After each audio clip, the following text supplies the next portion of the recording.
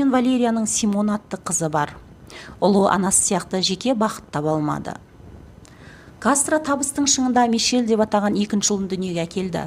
Оның пайда болуы тағы да өсек айтуға себеп болды. Өйткені әнші ол кезде де тұрмыста болмады.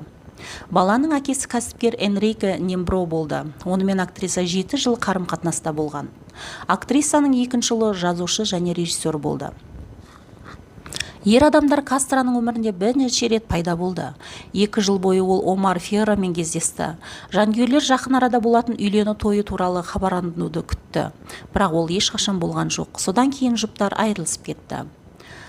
Одан кейін әнші Адольфо Анхелмен қысқа романс басталды. Оның орнына аргентиналық актер және әдемі Хорхе Мартинеспен қызу қарым-қатынас болды.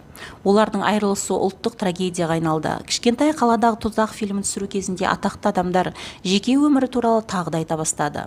Ол серіктесі Хуан Солермен романтикалық қарым-қатынаста болды. Бірақ бұл жерде неке байланысы туралы мәселе болған жоқ. Жасы ұлғайған сайын Вероника ер адамдар арасында онша танымал болмады. 2012 жылы оның 30 жасқа толмаған өзінен әлде қайда кіші сүйіктісі бар деп қауесет тарады. 2019 жылы желіге басқа шетелдік атақты адамның таң қалдыратын жазбасы тарады. Актриса және жүргізуші Иоланда Андреде Кастроға үйленгенін мәлімдеген жалған ақпарат. Вероникаға қиянат жасалды. Ол тіпті көлеңкеге біраз уақыт кетуге мәжбүр болды. Қазір атақты адам жеке қарым-қатынасқа түсініктеме бермеуді жөн көреді. Ол немересін тәрбиелеумен айналысады. Оның суретін блогында жиі жариялайды.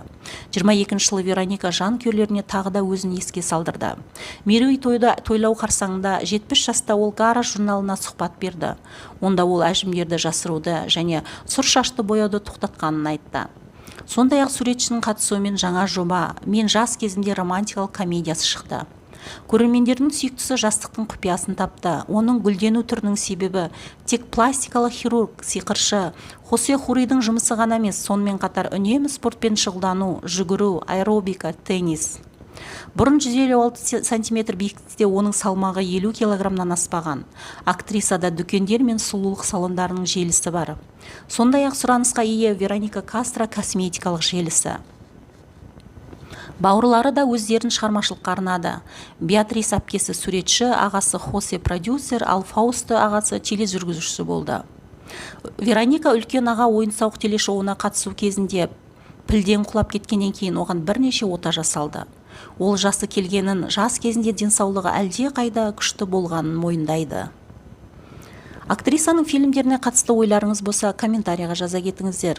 Құрметті көрермен, канал мұнасы алдағы уақытта да жіберіп алмау үшін подписаться бастырмасын басып, лайк басып қолдап отыр.